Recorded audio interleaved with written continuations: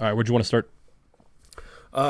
Should we just say a prayer first, or?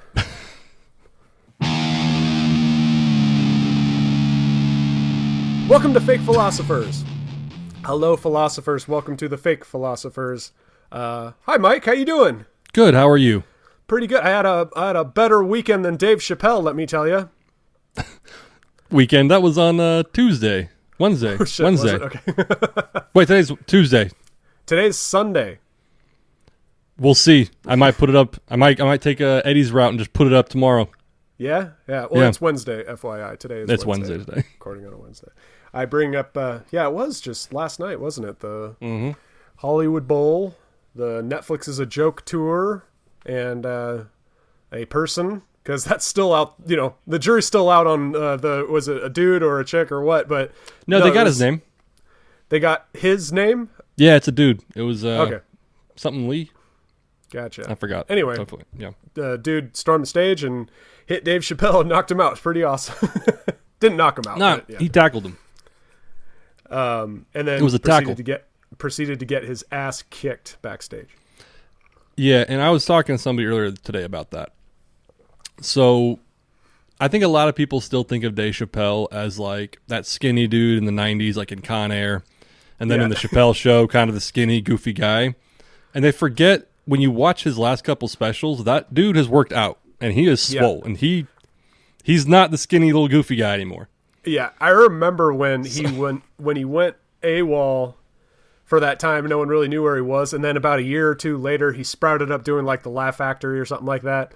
And my friend Ryan sent me a video of it because it was like bootlegged video. And here's this swolled up Dave Chappelle out of nowhere, whose voice is suddenly a lot gruffer. I think the smoking is finally taking his. There went that like wiry comedian from the 90s into this. Don't fuck with that guy. That's where, if you watch that video, like the guy, the attacker did get like the jump on him and tackled him to the ground, but that was it. That's all the ground he gained. From there on, it was just hands. Hands and boots. It's just. I heard a quote today. Well, obviously today because it happened last night. Sorry, I'm going to keep doing that. I heard a quote. Yeah. I heard a quote that Chappelle, when he came back on stage, he's like, "I just beat that N-word's ass backstage. Been doing this for 20 years and finally got to do that," or something like that. Yeah. My favorite was because Chris Rock had performed that night. I'm not sure if you saw that clip where Chris Rock came to the stage. He's like, "Was that Will Smith?" Which I think they said was officially Chris Rock's first joke about what happened at the Oscars. But oh, really? Okay. Awesome. Yeah, and so of course the internet is the internet, and everyone's like, "Is there a precedent set now? Like they attacked Will Smith, attacked Chris Rock, someone attacked Dave Chappelle. Is this going to be the norm?" And I say, I still think it's not going to be the norm. You don't think so? No. I think that dude. I think this dude. I thought about it, and I actually kind of, I give him some respect, because you got to think, this guy, Dave Chappelle, from my understanding, he was closing his show. He was finished. He was done, and he was about to leave the stage, and then the guy attacked.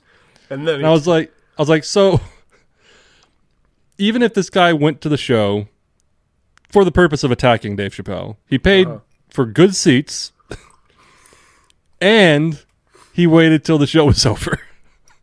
He respected that everybody bought tickets. Oh, that's pretty rad. Yeah, and he waited, because you could have attacked him mid-show, and Chappelle would have kept going anyway. But he waited till the show was over, then went up. Yeah, he did have a weapon though. Heard that too. Replica gun. He had a. That I'm not sure of. I'm still trying to get, because various news sources say all different kinds of things. But I've heard that it was a knife in the shape of a gun. I've heard it was a knife and a plastic gun. I've heard that it was a gun that shoots knives. That's the one I heard. So, yeah, none of which I don't think were out. Were any of them used? Did he have them out when he rushed? Do you know? The video footage is all cell phones from way up top, so you can't really see. But no one got hurt except for him. If you saw the fucking photo of him coming out, what's the phrase? He fucked around and found out. He learned that day. Yeah. there's just been a bunch of like really funny kind of like comments. I don't think anyone really picks up the fact that there is video of it. All cell phones were confiscated by people going in, so everyone's like. That was a thought of mine because literally last night I'm seeing Bill Burr. Yeah. Tomorrow, Thursday. What? Whenever this. Fuck you! I hate you so much. Whenever this airs, I'm seeing Bill Burr on Thursday, and it's part of the same Netflix is a Joke festival on Cinco de Mayo. Yeah, and so they sent an email out saying what you just said, that they give you bags. Because I remember when I went to the Star Wars Land, Galaxy's Edge, in Disneyland, I went ahead of time because my girl worked on the project. Okay. Same thing. They give you bags and like, we need to watch you put your phone in your bag, this bag, and seal it. And granted, I mean, I saw people with their phones out at Galaxy's Edge, so and I'm sure people like just take it. It's like a little fuck. Have you seen these pouches before? The what? So your phones aren't confiscated, but when you go in, you're required to put them like in the sealed pouch. Huh. So that you can't have access to. I mean, you still hold it on you, and granted, you could fucking take it out, but the idea is that you keep it in the pouch. So it did make me laugh. I was like, so all these fucking people were giving no shits about the pouch thing. Yeah, not. It just made me laugh. Yeah, so there was that. There was the fact that everyone's like, "Holy shit, he had a knife." At the Hollywood Bowl, I've been there when they do like pat you down and that you go through metal detectors. So everyone's like, how could this have happened? I'm like, yeah. Go ahead and trust your security if you want, man. Don't even think about the airports. Just don't think about it. It's at least the airports. Having flown recently, the airports at least have the metal detectors, so that you can't get around that. You have to walk through it. Yeah. But I remember it was the last rave that was in LA, or I'm sorry, the last time EDC, the rave was in LA. I went to it, and this is going to be... So I was bringing in X for a friend. Okay. And sure. She was... Yeah, I ended up doing some. No, but so she was like... I had it, and I was like, but I've been, like, there's security. How do I don't want to shove this shit up my ass or whatever. And she was like, just tape it under your balls. Like, say all this stuff, tape it under your balls, put it in your shoe, blah, blah, blah. And I was like, I'm really worried about this. And so I ended up kind of sneaking in a certain way. And I just remember walking in, and security to a rave was just like, it was like thigh, arm, go in. And I was like, fuck, really? I worried this much? You were randomly selected for a deep frisk. But that was just everybody. As I was watching, like, I could see the guy just like, audience, if you're watching, he was literally just like, all right, go. Go. Just a light slide up the sides. And yeah, I was kind of like, all right, well, good thing I don't have a fucking gun. Yeah. But so Tell I'm guessing them that next time. Right, I'm guessing there it was probably very laissez-faire. These guards probably don't give a shit, and they're just like, pat, go on. So you grazed over how you smuggled it in very briskly. Like, did you what? Did you prison wallet it? What did you do? So I think it was a pack of like 6, and I ended up I had a this only kind of worked. I had my key fob for my car. I popped that open, and I fit maybe 3 in. The 4th one broke when I shut it. Oh shit, that's some Narcos shit. That's pretty slick. Yeah. Yeah, I would have duct taped it to my ABC if I were you. But that's what my friend said. Yeah. And I was just like, it would have been in a bag. It'd have been fine. I didn't have tape. There's that. Okay. In retrospect, I could have put it in my back pocket. It could have been in my hand. And anyway. Yeah. But yeah, now that you mention it, this is a different backdrop. I decided to do the recording. I like it with the DVDs in my living room, so the audience can see a bit. If those of you listening, a bit of my DVD collection. I've raved about it in the past, and what's the point of having it if you can't show it off a little bit? There you go. It's a nice little backdrop. Thank you. It's better than my closet of my office. I decided. That's I wish fair. I could like show you, but I'm using my phone as a camera. But like I got right now I have an ironing board out with a box that the phone is sitting on. And then in front of that I have like a TV tray with another box where my microphone is sitting on. So I got the laptop on one side of the ironing board, I got the booze on the other. And dude, you have it made right there. You have it going on. You wouldn't know. Now I'm just saying, like, the art of the deception, illusion. That's it. Sure, anyway. Either one. Did you push your wife off into the bedroom or something?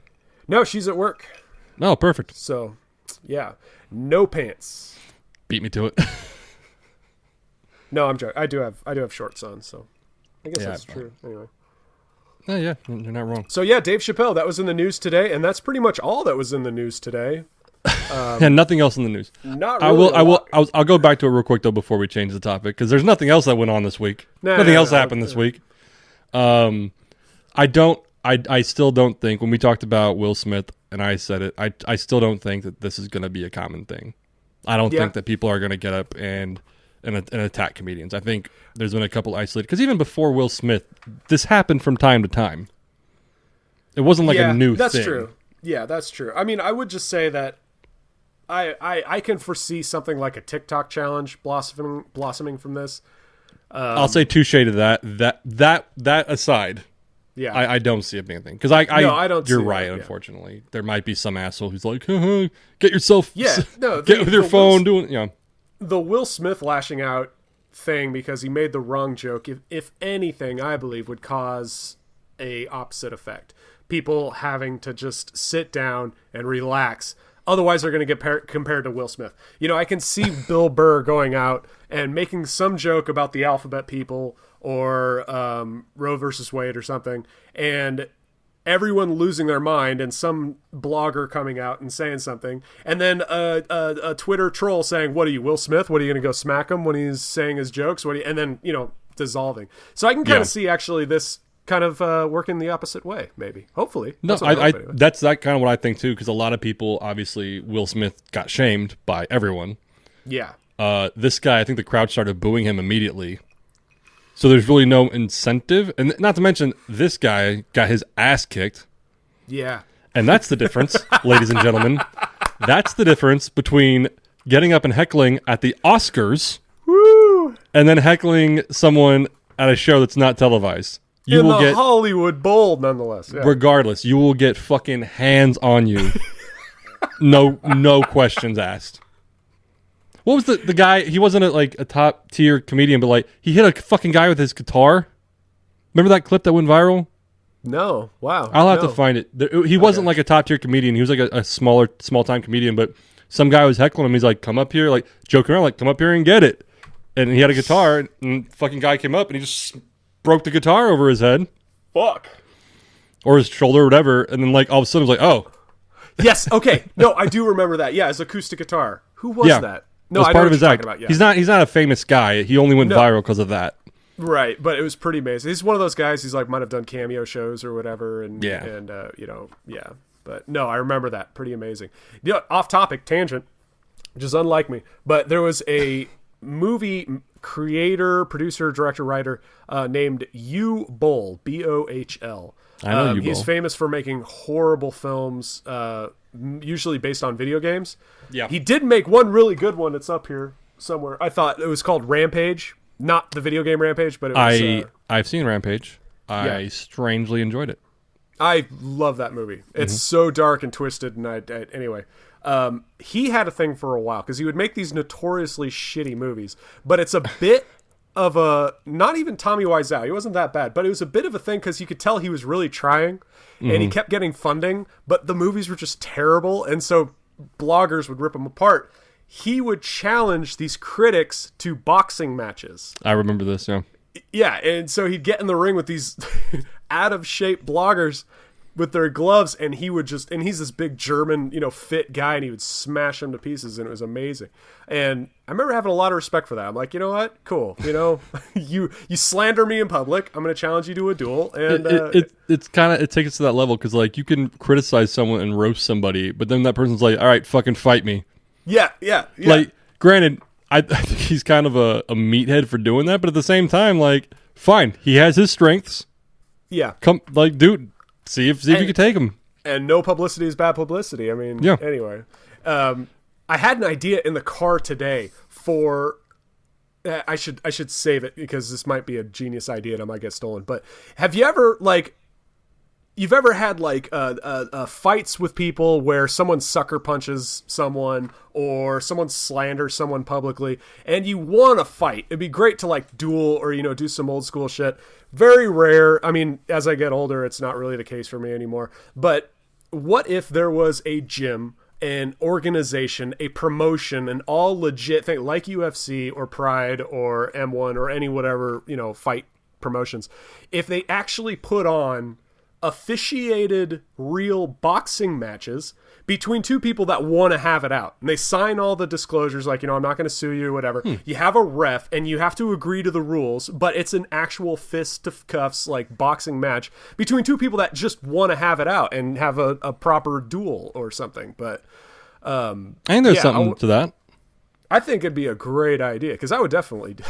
Well, I can't fucking remember. There was some thing, I think it's called like mutual combat, where in some states there's still like, one of those random laws that are hidden like deep into the constitutions of the states that you find. Yeah. I think there was one that like illegal to lick doorknobs in Idaho or something. Yeah, like just that. a random shit. And there was one where like, I forgot if it was what the argument was, but the question was mutual combat.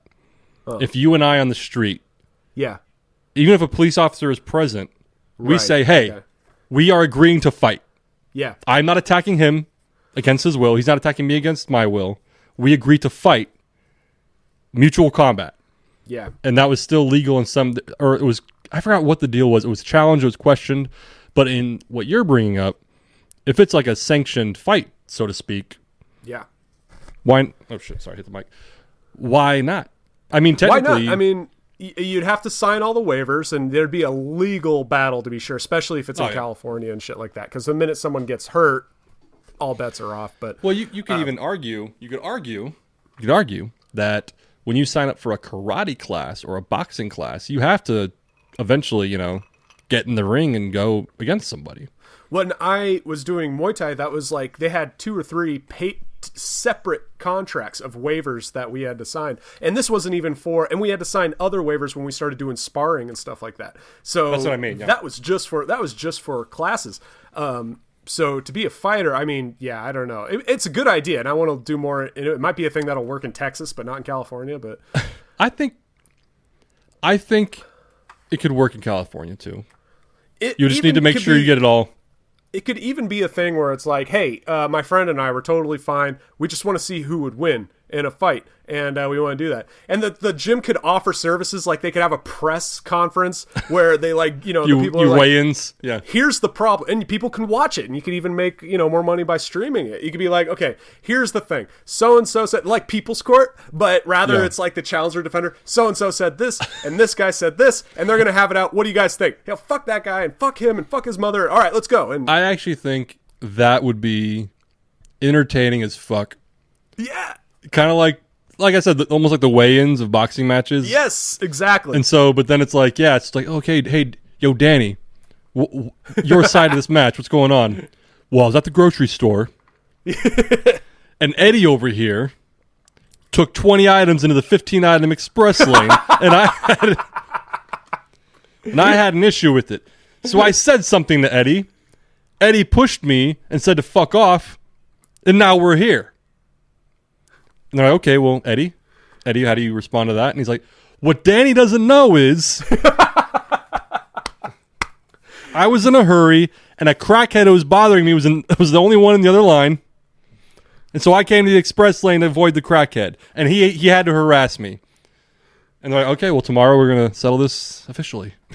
See, part of me was thinking of, it blossomed from, but listening to way too much Lin-Manuel, whatever the fuck his name is, and Hamilton's got that whole song about the rules to a duel, like building up rule number 1, blah, blah, blah, blah, rule number 2, and I'm like, yeah, you could do the same kind of thing. Like these guys, okay, you sure you can't have it? You got to box? Okay, all right, we're boxing. Here's his second, here's their second, whatever.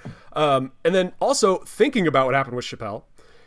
If Chappelle was more or less sucker punched the way Chris Rock was just kind of sucker punched, and then everyone has that point. It's like, yeah, so-and-so sucker punched me. Get me on the street with him, in a proper moment. I whoop his ass. Like, that would, I think, birth most of these occasions where someone's like, hey, he sucker punched me, knocked me out. I bet if he and I were face to face, I'd light him up. Oh, really? You think? And then that's where it would go. And I think a lot of aggression would be released if people could just have it out. And I'm not going to take it there. I was almost going to say, what if it's a law? Oh, that okay. that if it's proven that you sucker punch someone, if that person wants 2 minutes in a ring with you, you have to give it to them. Suit up, motherfucker. You're gonna... But No, I that's think what's so great about boxing is that the referee's job is to protect both fighters and make sure they know the rules and are obeying the rules. So if it's something like, hey, we can both agree, Queensbury rules, it goes with that mutual combat thing you were talking about. If we both agree and we follow the rules, we can properly have it out. So, yeah. I think that would be interesting. It would almost have like a bum fights feel to it, to an extent. A little Kimbo. To those audience members who don't know, who don't remember bum fights. Wow, I can't believe that's what ages us. Yeah. I think it was a couple months ago. I saw a clip from like one of the original bum fights, and I was like, "Wow, this quality's horrible. It's that old." Yeah. No, I'll never forget the creator of bum fights going on Dr. Phil. Oh, Did you ever see that? Oh, that Yeah, was amazing. yeah. I fucking hate that guy. And agreed, I'd be like Dr. Phil. You know, I'd be like what he did. But the fact that he went on his show dressed as Dr. Phil, that's the most baller South Park shit I've ever seen. I love it. Oh yeah. Anyway. Oh yeah. No, fuck Dr. Phil too. No, for real, fuck that guy.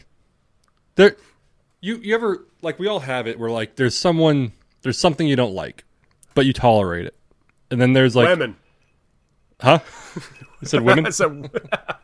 No, go ahead. But then there's like a moment or something happens and you're like, I'm fucking done with this person. Yeah. You know what I mean?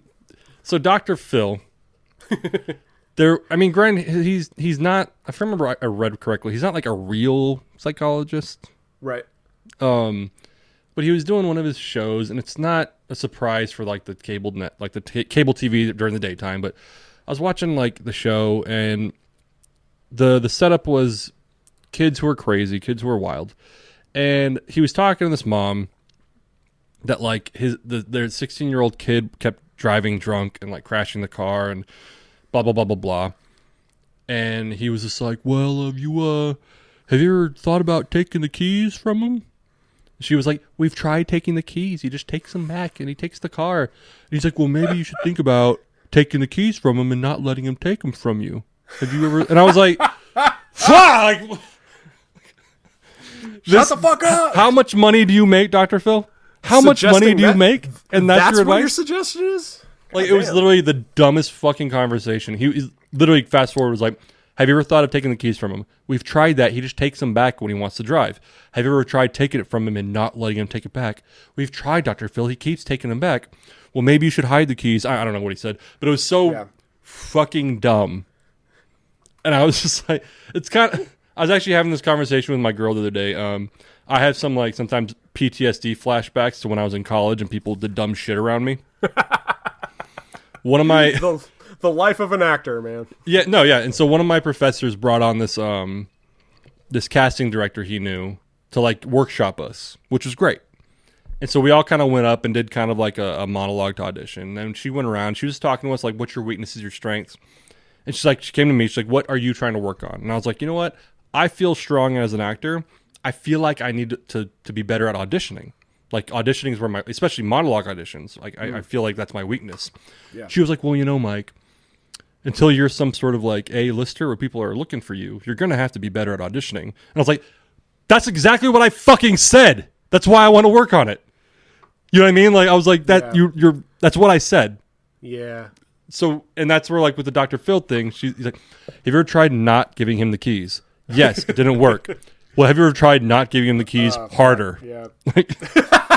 Harder. Sorry. That guy is a fucking. Granted, I like that he makes fun of himself. He was which scary movie that he cameoed in? Oh yeah. I don't remember, but yeah. It was him and Shaq in like the Saw room. Yeah. And he kind of was like, I'm not a real psychologist. Like I was like, all right, you get it. You're kind of good because you know. Yeah. You make fun of yourself, so okay, but I think, I mean, if anything, he's making look at his life on a big enough time scale. Fuck was that?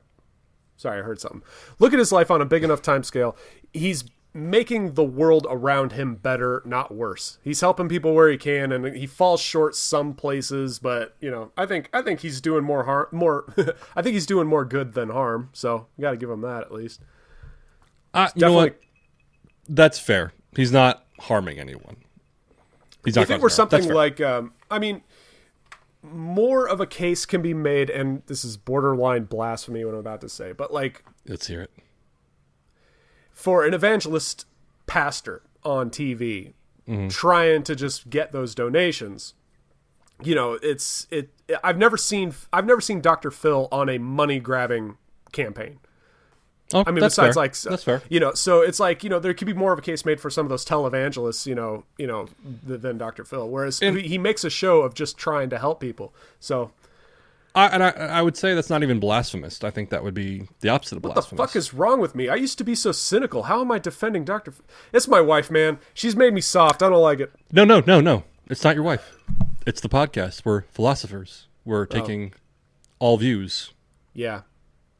So should we finally get into it and discuss this topic that everyone's talking about? Sorry. Okay. Roe v. Wade. So Roe v. Wade is why I actually said earlier, Eddie's been saying it all the time because Eddie's a maniac of like, we don't worry about posting on Sundays. Let's just post as soon as we want to post shit. Yeah. Okay. And I do think Roe v. Wade is a sensitive topic. And I think by the time we're filming right now on Wednesday, it happened on Tuesday. Or I'm sorry, it happened Monday night. It happened, over the weekend, yeah. I'm pretty sure. That by the time we post on Sunday, everyone would already have commented on it. Everyone's going to post their opinion, et cetera, et cetera. And I was like, you know what? Maybe Eddie is right in this regard. Let's record it. Let's talk about it. I know it was last minute. I think it was this morning. I was like, let's try to do it. Let's do it. Also, you're going to go see Bill Burr tomorrow night, so we can't do Thursday night. So. That's also a reason why we It's trying to twist it there. Trying to twist it a little bit. That's what you call a spin, man. That's what you call a pivot. So anyway. I'll let you lead. How do you feel about the alleged leak? Not the alleged leak. It was a leak. Allegedly, yeah.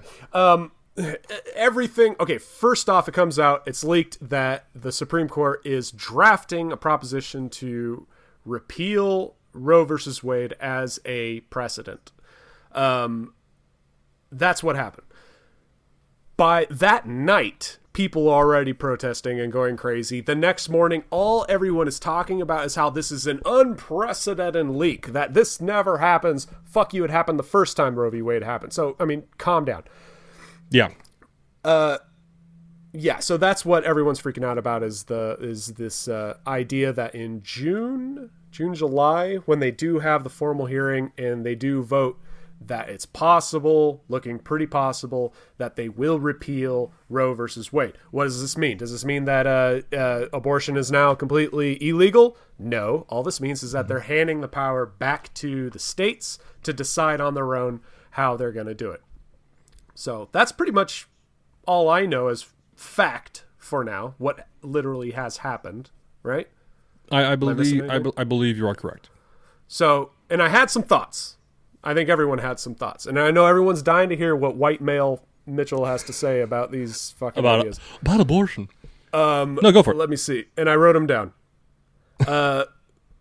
First of all, I mean, if you've listened to me and Mike pontificate or talk about our opinions politically, philosophically, whatever, we have strong belief in small government, even just the states deciding on their own what they should do for their own community. And the bigger the federal government, the bigger the problem. So right off the bat, if this were any kind of issue, regardless if you're pro-life, pro-choice, for the government to give the power back to the states, I'm already in favor of. Especially in something like this where people are so polarized one way or the other. And it's like, okay, the federal government probably shouldn't decide. Why don't we let the states decide? Guns are kind of in the same light. I mean, guns are kind of, they're literally written into the Constitution, so it gets a little harder to argue against it. But things like gambling, things like smoking weed are very different from state to state. And, and I think that's appropriate. It should be left to the state whether they decide about gambling or weed and all that kind of stuff. So already I'm kind of like, okay, this seems like a good idea to me.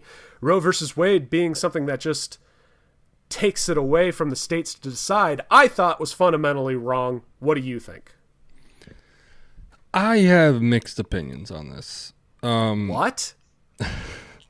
Because no, I do agree to an extent that the states, there's certain things that should be decided by the states, and certain things should be federal. This one, it's hard not to talk about this without bringing in your views on abortion, but I'm gonna try to do my best not to bring in my personal views on abortion. Same. I do feel, I mean, it's gonna be hard not to, excuse me, but I kind of, we may have talked about it before. I kind of feel like this move is kind of akin to when Biden was trying to get a bunch of vaccine mandates put out. And what I mean by that, because it's obviously two completely different issues. I'm not trying to equate them in that way. No. But what I mean by that is my opposition to vaccine mandates had nothing to do with like our freedoms or any of that shit. My opposition was in a time like this where political discourse is so aggressive and charged and divisive, why would you want to start doing the vaccine mandates and just making it worse? That was my view on vaccine mandates. So now, with this, same thing. The political discourse in this country is like at an all-time high of tension. Like, you can't say shit without things popping off. You know what I mean? Like, unfortunately, that's just the way it is. Most people are not rational and can't sit and have a discussion like you and I. And that's where I'm just kind of like, why are you just doing this now? I know there was a couple cases that's how, cases are appealed to the Supreme Court. They look at them and that's how these things happen. But I can't help but think like, why are we doing it now? I don't know. And the question to counter myself is, if not now, then when? When's it going to get better? When's the right time to do this, regardless how you feel about it? When would be the right time to try to challenge this? I just think like with everything else going on in the world, I don't understand why this is important now. And I will say, granted, with an extreme majority in the court or the Supreme Court leaning conservative, this was bound to happen. I get it. I'm kind of irritated too because a lot of the loud left has been playing these clips of the conservative judges talking about abortion in their confirmation hearings, and most of them at least hinted that they wouldn't challenge Roe v. Wade. And so now that they're kind of challenging it, there is that, okay, so you kind of were deceptive. I'm not saying they were or weren't. It just kind of was like, all right, that's a thing, I guess. I don't know. I'm kind of mixed because like I'm trying to keep my personal opinions of abortion aside. But I think the whole the whole argument of abortion really, no, not going to bring up, we're not going to debate abortion. Just talk about this. I don't know. I do like the states' rights things, but I do think there's certain things that should be federal. And without going into the debate of abortion, what the fuck? The debate of abortion, I think there just needs to be a clear, before we take any steps towards, overturning Roe v. Wade, whatever you want to do, there needs to be an agreement, everyone coming to the same page on what abortion is, because I know there's some people who think it's murder, and I'm not taking a stance. So if you think it's murder, this is obviously a great thing to you, because this is preventing murder. But if it's someone who you don't think it's murder, this is a violation of your rights, your body autonomy, blah blah blah, autonomy. Sorry. So before any action is taken, I feel like the consensus needs to be on the same page of like, what is abortion? Like, what does it entail? Is it murder? At what point is it murder? Etc. Before we can just go forward on overturning Roe v. Wade, etc. Go on. Sorry, I ranted. Sorry. No. It's good because it leads into my next point of why I believe this is a good thing. And yeah, full disclosure, I'm a very pro-life person. My personal opinions aside, but here is why, even looking at it objectively, why I think the decision of Roe v. Wade was a bad one is because this was back in 72, 73 or something like that when it first was finalized. this was before we had sonographs. Back at this time, the definition of life for every human, every creature, every species on Earth was the moment of conception. And then after Roe v. Wade, that suddenly stopped appearing in all the science books. So it was a decision, I think, and I'll have to do more research on it, so don't quote me on this shit. No. But it was a decision made without a lot of scientific and what you described as definition in making that decision. So and it's not like that's a terrible thing, because it happens all the time. We make decisions all the time, and then we find things out down the road. They had 50 years to update, to amend, to define, to have Congress write into legislation an actual law rather than just relying on the judges to set a precedent, which is how it should be. But I mean, because I get into another tension of, okay, the Supreme Court's job is not to write and create these laws. It is up to the Congress to write these laws. And it's up to the Supreme Court to enforce it and protect the people that follow it, etc. So it from jump, in my opinion, was doomed. Because if you don't do the process the way it should, I heard someone talking about this today, eventually, if you don't follow the process and do it the way it should, eventually it will, and that's going to mean removing what you tried to do prior. Because you're right. Because I remember throughout the day, the last couple of days, hearing different opinions. Someone on the left made the criticism of this decision Roe v. Wade was made. What was that? Like, you said like 50 years ago, but it was never codified into law. It was simply a decision by the court. So we should have codified it into law before any of this could happen. I'm not saying they should have or shouldn't have, but like you're right that the court interpreted the law at the time, but there was never a law saying this is legal. It was simply a court decision. It wasn't an amendment that literally said, "Hey, alcohol is now illegal," and then 3 amendments later, "Hey, alcohol is now legal." You know, it takes a process, and unfortunately and fortunately, it's a long process to go through. I think the founders and the drafters of this process were geniuses because they make it so hard to do. You need to really be sure that the majority of people, a large majority of people, all agree before you make it law of the whole land. So, I mean, I hear a lot of talk about it's so inefficient, it needs to all be redone because it's very broken, and I disagree, because I think it's because it is such a laborious process that makes it the more valuable. So if this were something that the country as a whole decided it wanted to allow, then so be it. But that wasn't the case. It wasn't the case with Roe v. Wade. Yeah. So I mean, I didn't read because it was like the one page that was leaked, but they looked at certain stats, and I guess like they polled like 60 to 70% of Americans are like in favor of keeping abortion legal, and not completely like 8 months you could just get cut it out, to put that very mildly. Yeah.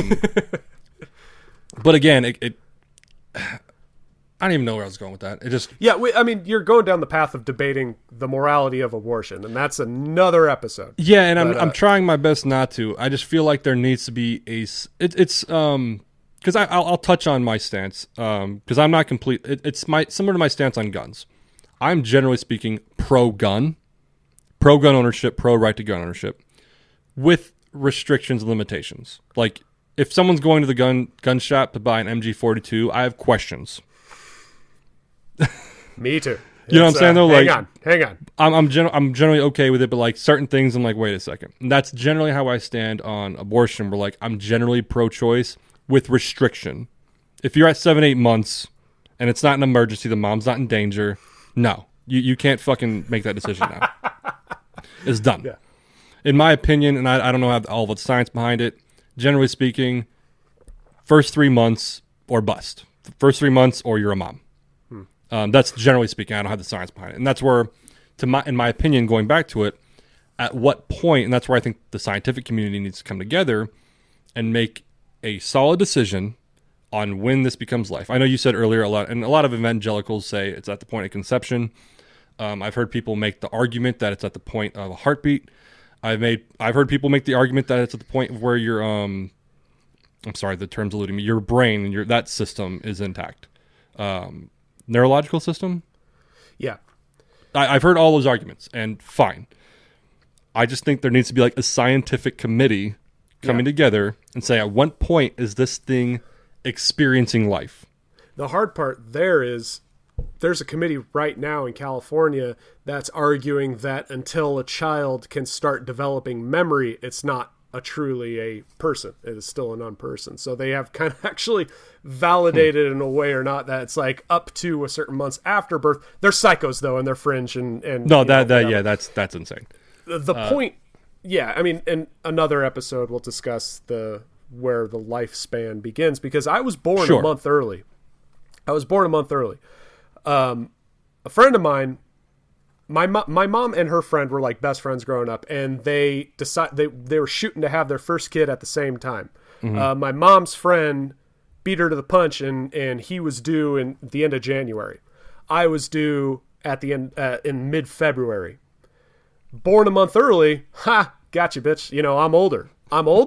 Am I older because I popped out a month older? So there's already a gray line between the point of birth, because anyway, so that's another. I'm trying. I think not that's an interesting point. Actually, I never really thought about it like that in terms of age. And I'm trying to keep my opinions out of it. The point I'm trying to make is, it kind of feels like, what's an example? I speak in examples and I can't think of one.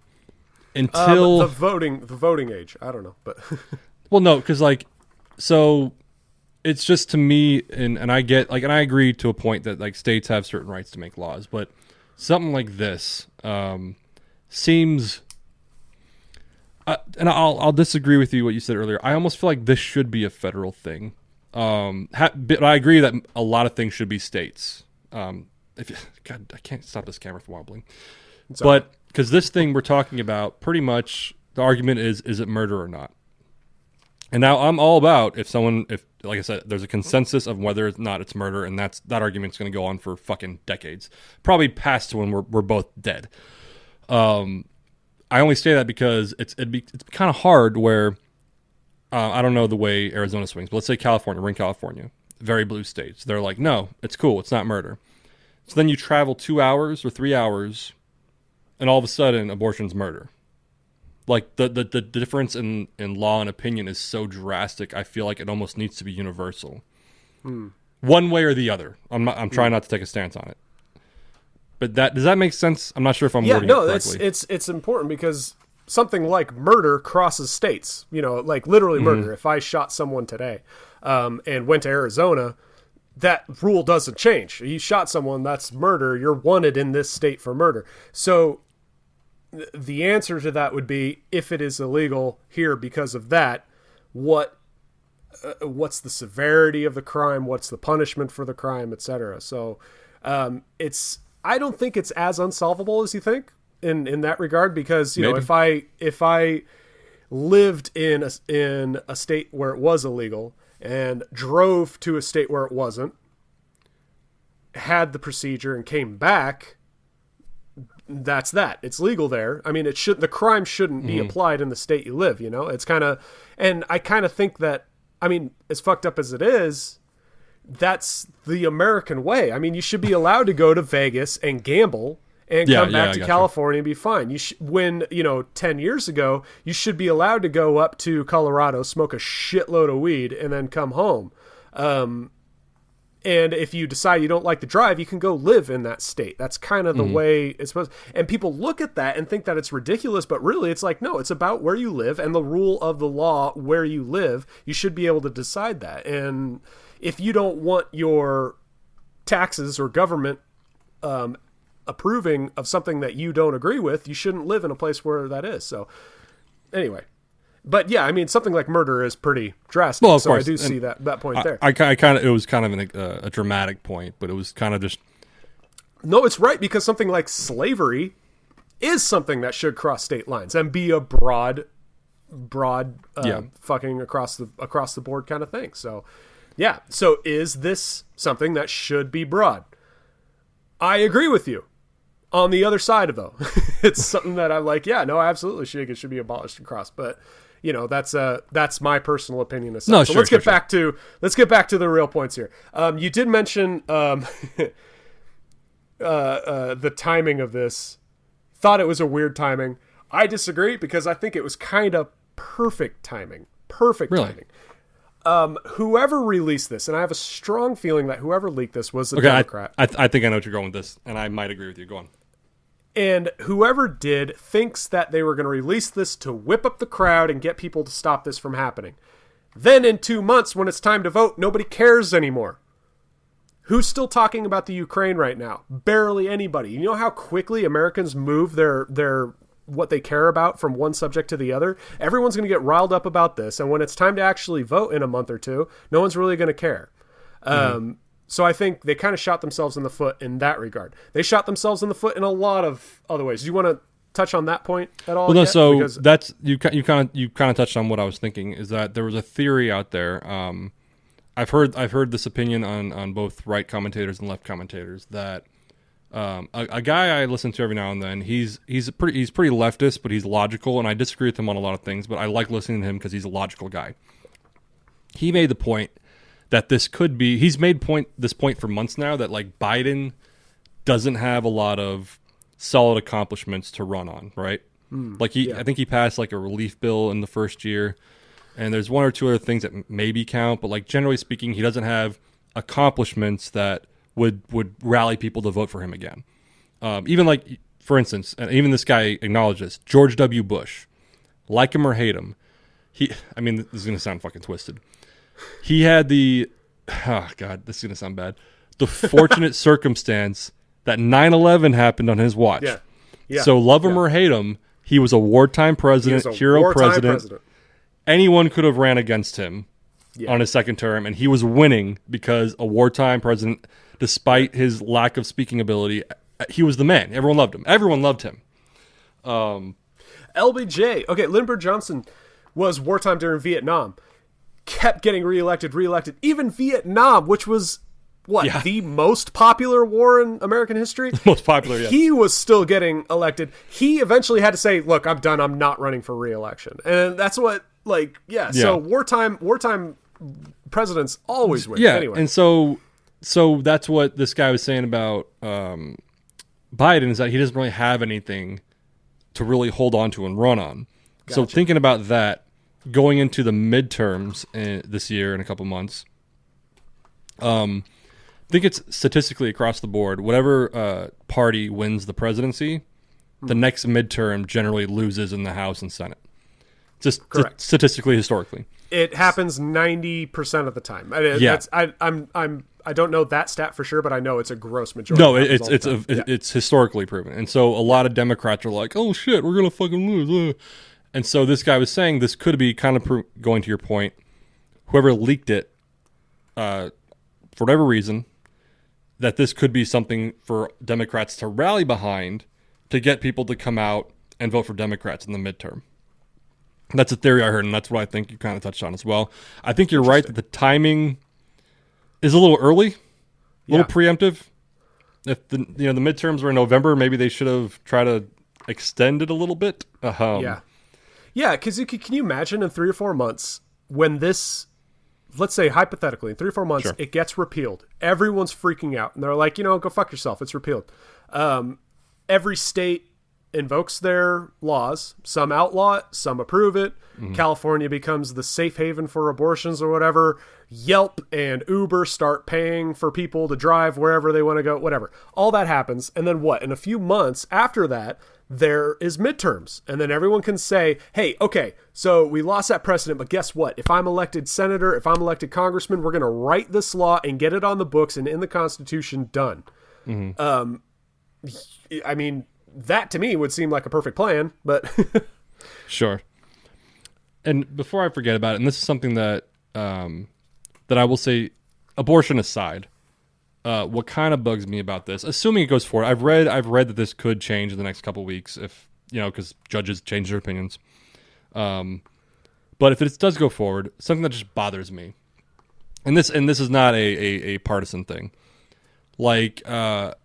so we could just change, I mean, yes, that's what an amendment is. It's the point of the way our government works. But like, so Supreme Court. So this Supreme Court, let's say, assumes we go through with it. Abortion and now goes to the states, etc. So let's say 8 years from now, 12 years from now, I forget the names of all the fucking judges, but a couple of them die. Let's say Biden appoints one. Let's say the next president, let's assume it's a Democrat just for the sake of argument, appoints another one. And all of a sudden now there's a liberal majority again in the Supreme Court. And they now take a case to override the decision that's made this year. Like, at what point do we just say, like, we could just go with what was already decided? You understand what I'm saying? Yeah. It's abortion aside. That's just You're talking about precedences, nulling precedences. Mm-hmm. If a precedent can be repealed, why is it not open season? Why is not every precedent, exactly done in? So that's why, I mean, now is the time where they've had plenty of time, 50 years later, and yeah, it's a big deal, and it should be a big deal. But yeah, I mean, it's why the Supreme Court shouldn't be deciding laws in the first place. But whatever. No, and I agree with that. I agree with that. Yeah, it just in my head, even going back to a different point, impeachment. So you had, agree with it or not, Democrats decide to impeach Joe Biden. Or, God damn it! It's been a long day for me. Donald Trump. They impeached Donald Trump twice. He was president before Biden. Dude, it's been a long day. My mind's fried.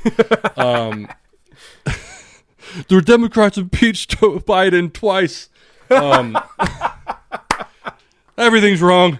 No, they impeached Donald Trump twice. Agree with it or not, that's what happened. And almost rightfully so, a lot of Republicans were like, what's stopping us from just trying to impeach Joe Biden on any other thing?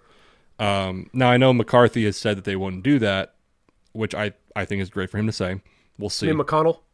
No, McCarthy. I got that one right. Oh, okay. Because you get impeached in the House.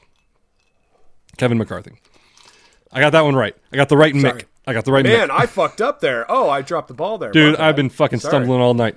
Like, who the fuck is McCarthy? That's from the what are you talking about? The Red Scare? McCarthyism shit? He's been dead forever. What the fuck are you talking about? You can't just make up names. Anyway. Yeah, and so McCarthy. Even though, like, don't get me wrong, I didn't like Trump as president, but like the fact that he got impeached twice, it does kind of set a precedent. Okay, now can we have the majority, so we can just impeach somebody. Can we just do it? Yeah. Yeah, and so there's that. And so it's the same kind of thing. Like, so we have Supreme Courts making decisions, but then now if the majority changes, we could just change that decision. Yeah. So, and that goes not just in the Supreme Court, but in the House and Senate, et cetera, et cetera, et cetera. I mean, it does happen, though. I mean, it's not. It is rare, but it does happen, and it is normal that it happens. I mean, that's what the 3/5 compromise was about. That's what separate but equal was about. They do go back on precedences, and that's true. That's true. Yeah, so it's not uncommon. It is rare, but yeah. Just some notes about the fucking state of things, because you did mention just more to my point of why this is perfect timing for pro-lifers and people who believe Roe v. Wade should be repealed. Here are some reasons why this is all just good news. Number one, you mentioned the political turmoil of the time. Mm-hmm.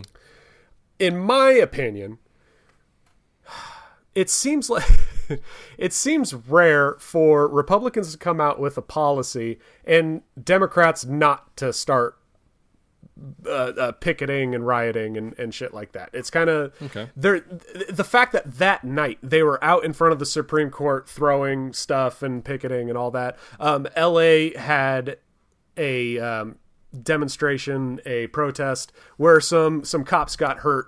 Just like, I don't know if it was last night or the night before. It's kind of, it's gotten to the point now where, and this isn't, I should take it back. It isn't just Democrats. It's pretty much everyone. Anytime a policy is proposed, everyone freaks out and protests happen. It might just because of all the Instagram pages I follow that it seems more one-sided. So I'll just put that disclaimer out there. So the fact that it's like Ukraine, there's protests, mandates, there's protests. Shutdowns, there's protests. Hey, the airport's going to lift the mask mandates. Protests. Hey, we're going to repeal Roe v. Wade. Protest. What's next? So it kind of just gets lost in the blurred effect of everyone freaking out about everything. Hey, let's do this because they're going to freak out anyway, and this is just going to get lost in the noise of all the protests. Okay, I see what you're saying. There was that point. Second point, one of the strongest, there's two very strong fallback soundbite quotes, hashtags, whatever you want to call them, that I think most pro-choicers like to use. The first one being, my body, my right. Government shouldn't tell you what to do about your body. Well, for if you're a strategic lawmaker and you want to get Roe v. Wade repealed, this is just objectively. Let's say you're a lawmaker and you want to get Roe v. Wade repealed. You know you're going to run into that keep the laws off my body. Well, we just went through a year of the government mandating vaccines, which is something you had mentioned earlier. The huge discussion on the government forcing you to wear masks, forcing you to get vaccine, not forcing, but people getting fired. People were literally fired because they weren't getting vaccines. It gets as close to government forcing you as it gets.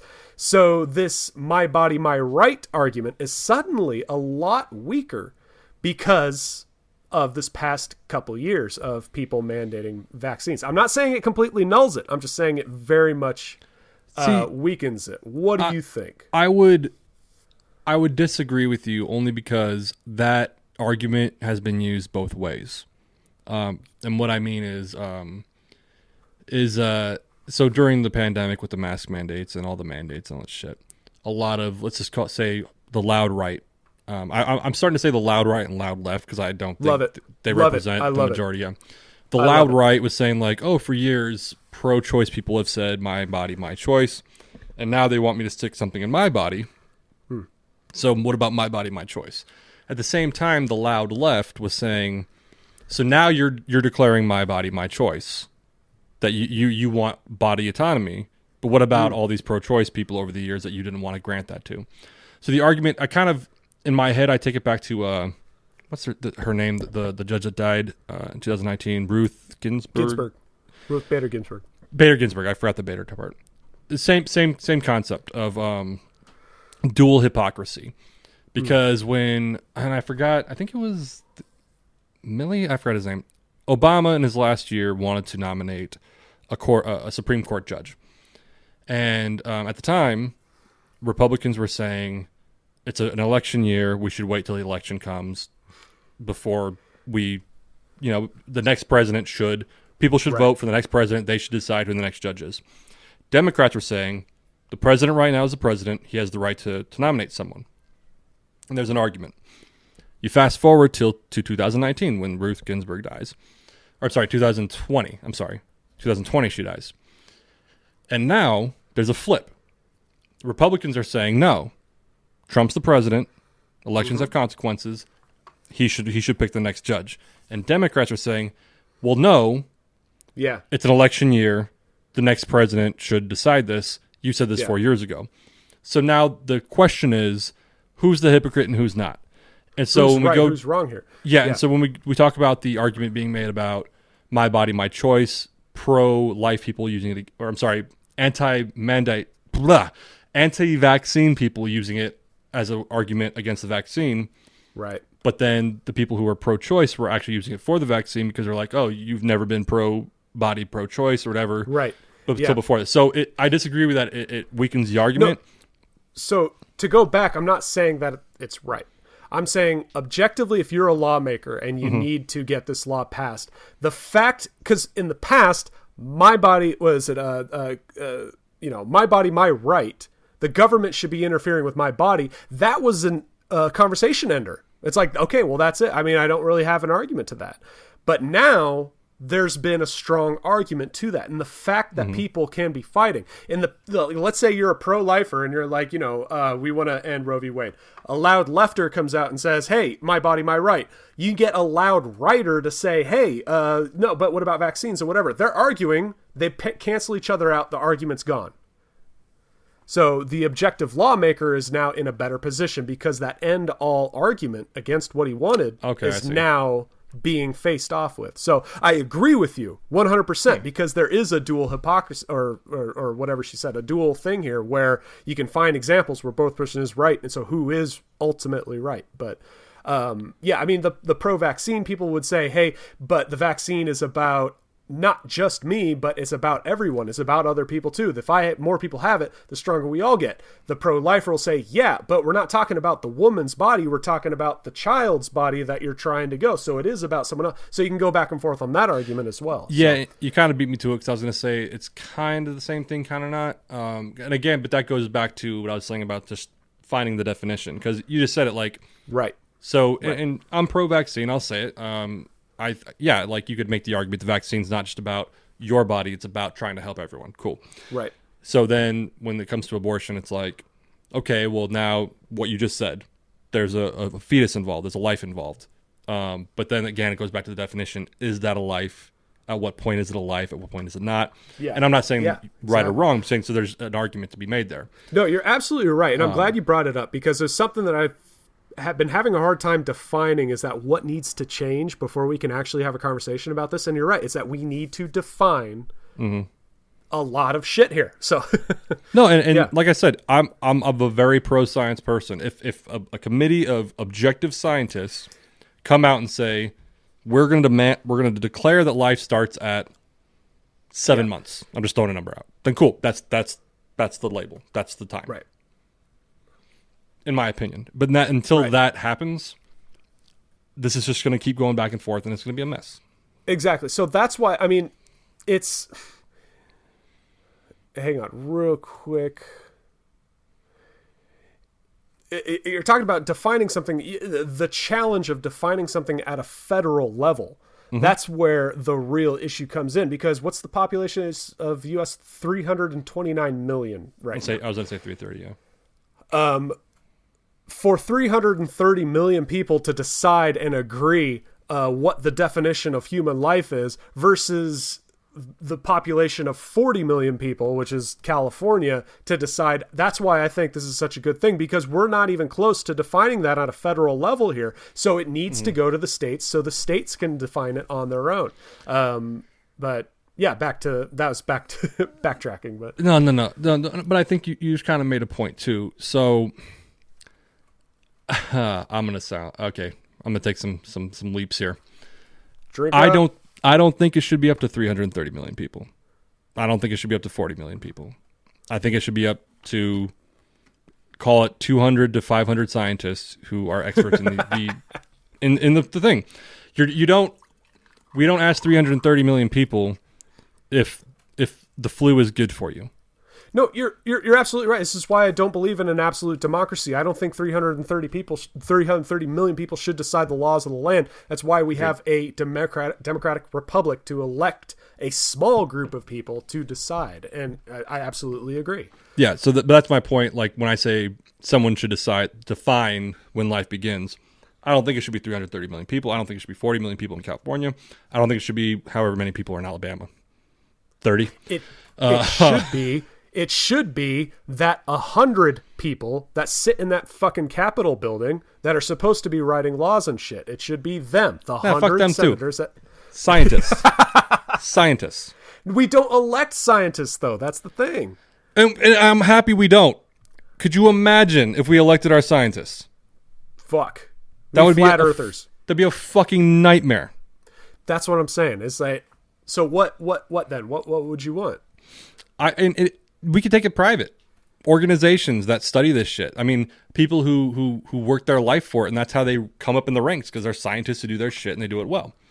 I don't have obviously the solution on the top of my head, but we're talking though. Yeah, I think it should be, and I'm not talking about like government funded scientists. It could be private. It could be just a nonpartisan organization who does this shit. And there's not an easy answer, because to be honest, let's just say it. To come up with an objective time frame of when life begins and go off it is an impossible task. So I talk shit and say we should come up with this, but I know that it's an impossible task, because I'm not going to be able Like, I got all the answers. Fuck you. I don't even fucking know. But well, even hypothetically, let's say some hardcore scientist says this baby becomes not aware, but like starts experiencing life at 8 months. I'm just throwing numbers out. 8 months. That's not going to convince Susie in Alabama. I'm picking on Alabama. Susie in Alabama, who in her religious belief believes life starts at conception. You're not going to convince her. Just like Susie or a senator or a scientist saying life starts at conception is not going to convince an atheist in Silicon Valley, California, that this bundle of cells is life, is a human being. So that's where it is an impossible task. I get it. That's the trouble, and that's the balance between science and officials. And we saw no better example of that than during the shutdown, when the scientists were saying one thing, the people were saying another, on both sides of either. It's all over the place. So that gets into the dance, the balance of elected officials. Yes, the senators should be a little bit well versed in science, a little bit. They shouldn't be scientists, but they should know a little bit more. God damn it. So anyway. Well, we could do a whole another 3 hours on what hurdles our representatives should take before they get elected. My senator should, you should run for office. Fuck that. I'd rather just tell you what my senator should be doing. I mentioned earlier, back to the issue of the arguments being weakened. The first one, my body, my right, why I believe that argument is weakened. The second one being the other great soundbite, hashtag, whatever you want to call it, that people like to resort to, is no man should decide the rights of a woman. That's another big thing, is that this is a woman's issue, it's women's rights, and men shouldn't decide it. It was an all-men cast that decided Roe v. Wade, but that's fine. Moving on. The big issue, though, and this is where I think a lot of progressivists, a lot of extreme leftists, loud left that you like to call them, kind of shot themselves in the foot, is the definition of a woman. We got progressives now saying that men can get pregnant, that you can identify as a woman with all the rights therein. Our latest Supreme Court Justice, Justice Brown, during her cross-examination was asked, can you define a woman? And she said on the record, I cannot define what a woman is. So we've removed that argument. Again, this is coming from the objective lawmaker's point of view in handling the arguments that are going to be coming. No man should decide a woman's issue. Well, I identify as a woman, so I am a woman, and so now I can have an opinion on this issue. Men can get pregnant, so we can have an opinion on this issue. What do you think? There's a lot to unpack there. I will say the idea that a man can't chime in on a woman's issue is something I think is very subjective. As long as the argument is objective and rational, I think a man can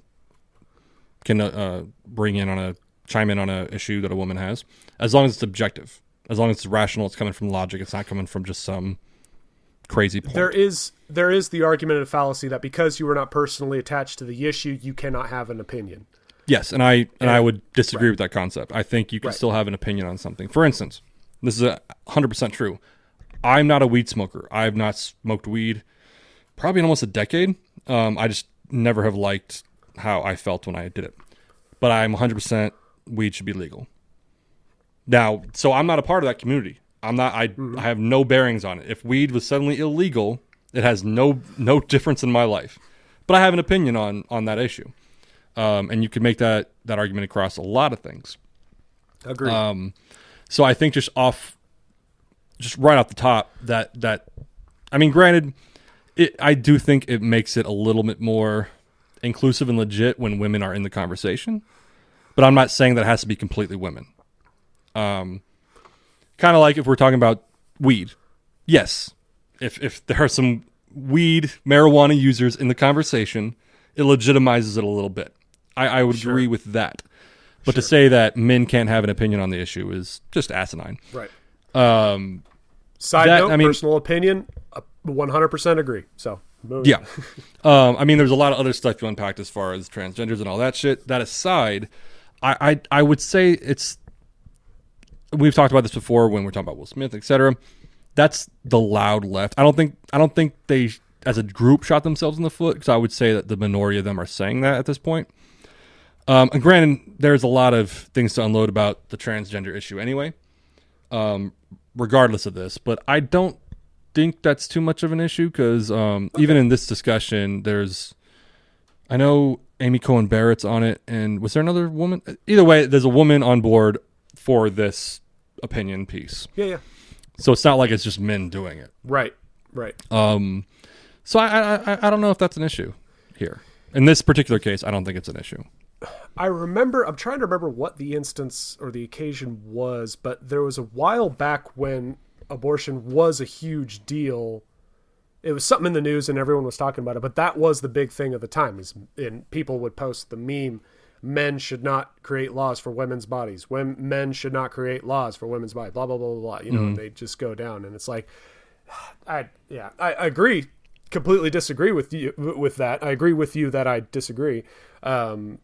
Because it completely nullifies the whole conversation, the whole argument, to just write it off like that. It's like, oh, you didn't have a kid that died in a DUI crash, so you can't talk about the legality of alcohol. It's like, no, I mean, there's an argument to be made here. We can talk about stuff and keep that the personal shit aside. So yeah, again, I'm not trying to say this is my opinion on it. I'm just saying this is my opinion on what an objective lawmaker might be looking at. No, and I would agree. I don't think you have to personally experience something to have empathy with it. We're trained actors. That's literally what we do. Oh yeah. You can empathize with someone without having experienced what they've experienced. Exactly. On the contrary, I mean, I was in a play about Anne Frank, so I think I can talk about anti-Semitism more so than other people. So argument to be made. I'm just kidding. I was never in Anne Frank. It's a boring show, dude. It really is a horrible play. It's up there with Our Town. I remember. Anyway. I mean, early on, that's pretty much all the points I had.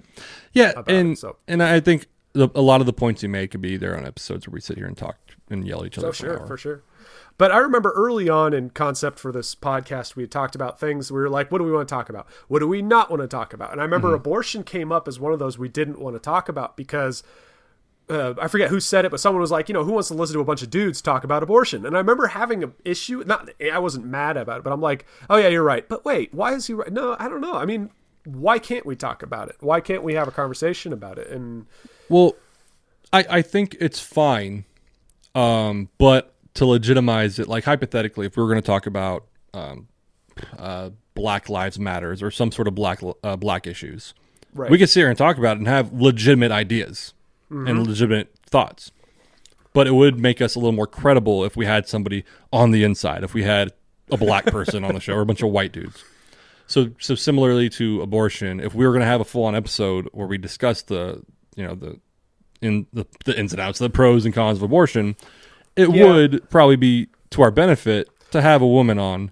I mean, I guess I've always believed that conversation and logic and principle should transcend all of that, and the fact that you need to rely on a personal connection, in my opinion, nullifies a lot of the arguments you're trying to make. I think a lot of people preface arguments with, and I have a lot of black friends, and I have friends who have had abortions, and I have, whatever. It in my opinion, writes them off in a lot of ways. Because I'm like, okay, well, now it's about that.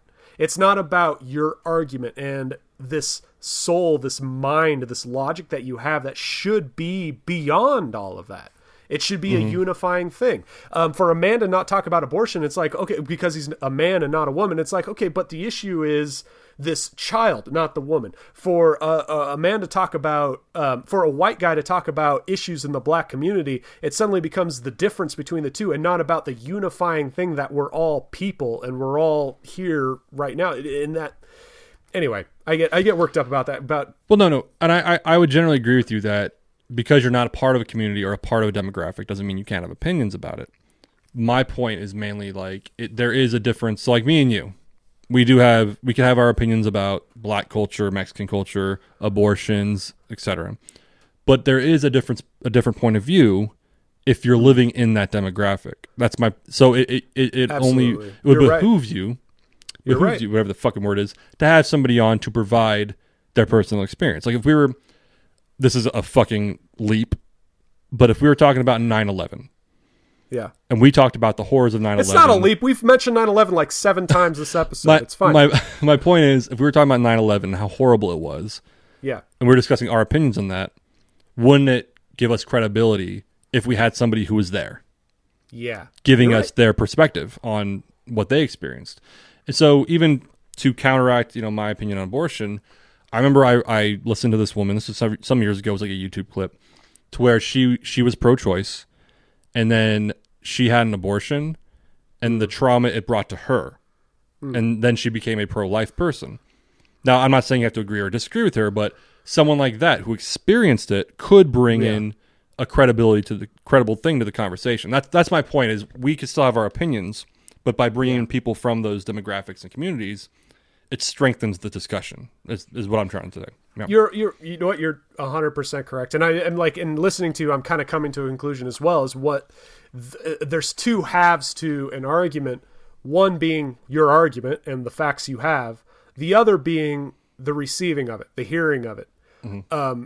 Often I personally neglect the fact that I need to be aware of how people are hearing my argument. If I come up here and I could say a bunch of facts to someone who is closed off, I'm just assuming everyone is as open-minded as I am and they're going to listen to logic and blah, blah, blah. But for someone to see, if I were watching something and I were closed-minded about an issue and I was like, whatever. But if I saw, he has someone that is personally connected to it like I am, I'm suddenly listening. And that's the other half to an argument, is making that person able to hear you and listen to you. So you're right. You're absolutely right. So I mean, ideologically, is that a word? Holy shit. Yeah, it is.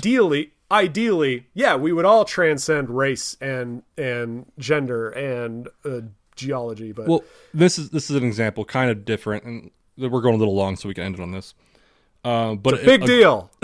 But it's a great example, and this comes to what we're discussing now as far as conversations. There's a guy who, I'm not going to say his name. He's a regular at my bar. Was very much, I'm going to try to say it politely, but I would say mildly racist. Not completely racist. Mildly racist. Mildly racist. And this is a true story, and it's going to sound kind of made up, but it's not. He watched the movie, because this is an older guy. He's probably in like his 50s or 60s now. So he's experienced life. He experienced like the riots in the 90s in LA. And then he watched the movie Straight Outta Compton. So, and he went into it understanding this is a true story. Granted, it's fictionalized to a certain extent, but generally speaking, a true story. And having seen the other side of like gangster music, the riots, black experience, etc. Granted, I think he's still mildly racist, but I remember I was just kind of talking to him, and I was kind of being careful about what I said, and he was like, it was great. It was very interesting seeing it from the other side, how they felt at the time, the riots, how they felt, etc., etc. And I'm not saying the writing was correct, but it was interesting seeing this guy I've known for years have this experience where he just went and watched a movie, and then came out going, I've never thought of it like that. Now seeing it from that different angle, it's opened my eyes to a different, that's angle. Awesome. That's awesome. And that's an example of it. Of getting open-mindedness. It's that what you need to have is that, know what you want, know what you know, believe and why you believe it. But also, if, as Socrates said, if I'm wrong, I want to know that I'm wrong. Show me that I'm wrong. But that's what I was going to, is when we're talking about men talking about abortion, white dudes talking about black culture, we can have our opinions, but then it's only beneficial to us to get somebody who might have lived it or is there experiencing it to kind of see their perspective. That's all I'm saying. 100%. Yeah. Well, all right, those good were the points I made. Yeah. So I mean, I think we stayed pretty. These are the facts. This is what's happening. This is what I think people are thinking. This is what people are feeling. A lot of emotions. everyone's really just angry right now. It's crazy, but yeah. Yeah, and I honestly think, and we'll button on this. I do think objectively, not a lot's going to change. I know Texas and Oklahoma, a couple of red states already have passed laws that ultimately make it nearly impossible to have abortion. So even if Roe versus Wade was overturned, it's not going to prevent states from, I don't want to say pointing, like getting the loopholes, but like the shit's going to happen anyway. It's to pro-choicers, they're all up in arms about it. But at the end of the day, it's like, blue states are going to blue state, red states are going to red state. Like, yeah, you can't tell me that a Democrat in Alabama, that this is the deciding factor to get them out of Alabama. It's come on, it's because it's one of those things. It's one of those things. Like I think it was Texas who have now made it illegal to get an abortion past 6 weeks. Yeah, something like that. It's like you generally don't know you're pregnant until 4 or 5 weeks. Mm-hmm. So, my opinions of abortion aside, they've ultimately made it nearly illegal to just have an abortion in general. Right. Because by the time you even know you're pregnant, right, it's too late. Right. So like I said, red states are going to red state, blue states are going to blue state. I logically think this doesn't really change much. Oh, okay. I think what it will change is people's motivation to understand how the system works. Because right now, a lot of people are wondering why abortion is on the line and what the Supreme Court has to do with it. So I'm hoping that a lot of people, because this stirs up a lot of people to want to know how the system works and how to vote and what elections and appointees are important and all that. So that's what I'm hoping for. Sure. All right. Cool. Let's end it on that. Hey, thanks for listening. Go fuck yourselves. That's all I got. No, I'm done. I said I was done, and that's it. Thanks for listening. Go fuck off. All right. Yeah. Go fuck Thanks, yourself. everybody. Bye. Bye.